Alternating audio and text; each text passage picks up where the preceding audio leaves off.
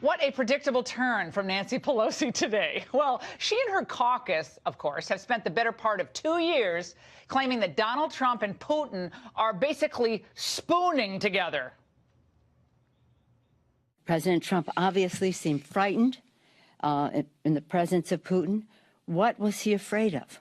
What is Putin blackmailing President Trump with? The only leader who he is totally true to is Putin. I've seen plenty of evidence of collusion. You don't need to be a lawyer. You don't need to have access to classified information. From an intelligence perspective, we need to make sure that the President of the United States is putting America first, not Russia.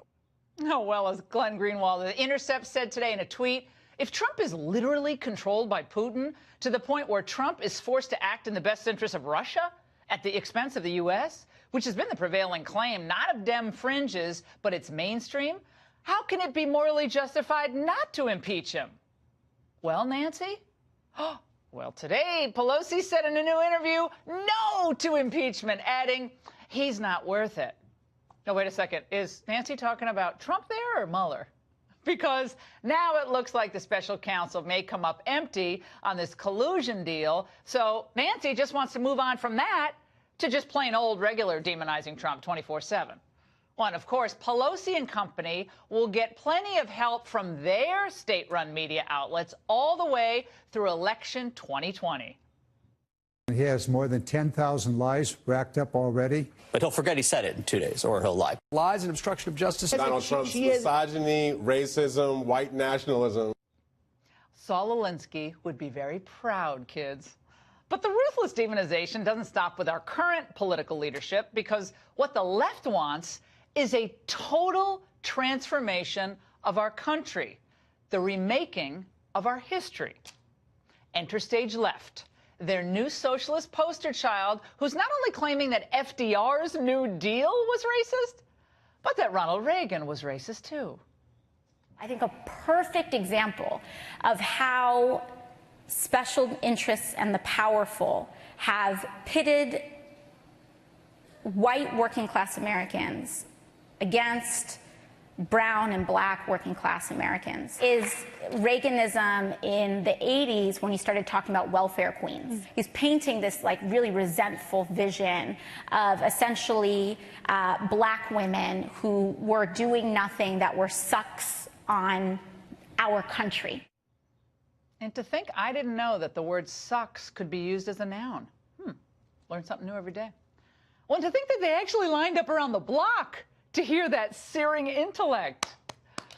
Well, with such gratuitous meanness about one of the most beloved presidents of the past 50 years, the South by Southwest Festival should be renamed, I don't know, the Mouth and Mouth Worst Festival. And as we've documented here in The Angle, week after week, month after month, there is a concerted, across-the-board effort in the Democrat Party to demonize the entire American experience and the American tradition by degrading anyone and anything that doesn't pass their own radical muster. Now, remember, the it kids of the moment, they could be the leaders of tomorrow, God help us. So it's important that we not merely dismiss these episodes. In fact, anyone interested in preserving our freedom and our free market, not to mention the historical record, must use these moments to teach a new generation the truth about the country we love, our triumphs, and the tragedies that we should learn from. But in the vicious landscape of the social media world, untruths become truths if they go uncorrected. I have a question. Do we even really have free speech in America today if millions of you feel afraid to speak your mind for fear of being demonized at work, at school, at your universities, even in the military? On the left, the impulse today is to control speech, not encourage more of it. CNN President Jeff Zucker was also at that South by Southwest Festival, justifying the DNC's decision to deny Fox a chance to host a Democrat debate. He basically said no one has the right to, get a debate, and then he went on to say, well, let's keep scrolling, guys. He said, well, look, Fox is basically state-run TV. So they don't have an obligation to give one to Fox. I think the question should be, is Fox state-run TV or blah, blah, blah? Well, rejoinder question. Has CNN become resistance TV, where the president, and by association, a huge swath of Americans who voted for him, are treated like evil Neanderthals? What the president's proposing here does not sound like it's in keeping with American tradition when it comes to immigration. The Statue of Liberty says, give me your tired, your poor, your huddled masses, yearning to breathe free. President Trump is poisoning the American people. It is getting worse every day. The President of the United States is racist. A lot of us already knew that. This Make America Great Again hat is just as maddening and frustrating and triggering for me to look at as a KKK hood. This is CNN. Well, where does James Earl Jones go to get his voiceover back after that thing? Now, is it any wonder that CNN's facing a $250 million lawsuit for defaming the reputations of those Covington Catholic students? The network routinely allows its ideology to eclipse facts, and then the demonization game soon begins. A few weeks ago, CNN actually hired Sarah Isgur Flores. She's a Harvard Law grad and a former Jeff Sessions spokeswoman at the Department of Justice. She was hired, and it was surprising to me, as a CNN political editor. I mean, what was CNN thinking, hiring a conservative? Well, the announcement set off shockwaves through leftist circles. Liberal journalists went bananas, started writing pieces maligning her. So my question is, did she lack any more journalistic experience than these people? You can see them on the screen, who were granted network perches after their political stints? No.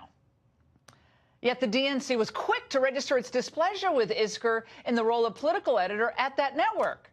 A Democratic campaign committee aide told the Daily Beast, Chairman Tom Perez and the DNC expressed to CNN that they have serious concerns with the hire. They continue to talk to the network about how this impacts 2020. And as of Wednesday, they got assurances that Isgur would not be involved in debates. Not only that, Jeff Zucker demoted Isgur to a mere political contributor. Well, she'll have zero role in shaping the coverage of the Democrats or their debates. Well, the good news is no one's watching CNN, so it doesn't really matter. So I have a question, though. Will some crack liberal journo write a long, tedious magazine piece about how CNN is the mouthpiece with a direct line into the DNC and vice versa? Well, don't hold your breath. But it's important to note the tactic here. The left is committed to distorting history and destroying the past while demonizing anyone and everyone who stands up for American values and traditions. What started as the removal of historical monuments has now become a full-on assault on presidential legacies and the movements, namely the conservative movement, that was created. And by the way, if a conservative does manage to secure a post inside one of these old dinosaur bastions, he or she will be vilified, condemned without cause, and driven out. Because the fanatical left, well, it's no longer about winning in the arena of ideas for them. It's no longer a debate and may the best person win. No, no, no, no. Instead, they just work to take players off the field with blindside hits. Hey, buddy.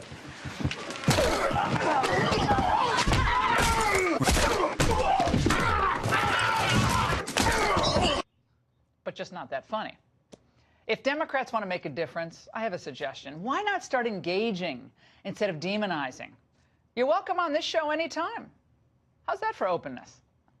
Meanwhile, Democrats don't really have any defense, do they, for what's happening, let's say, on the border, nor are they going to try to convince voters that they'd do a better job at leveling the playing field with China and forcing fairness in trade, or maybe how they'd raise your standard of living or have a stronger economy than Trump's. You know why they're going to not make that argument? Because they can't. All they really have left is some iteration of, you're a racist if you don't agree with us. That's not woke. That's just a sad joke. And that's the angle.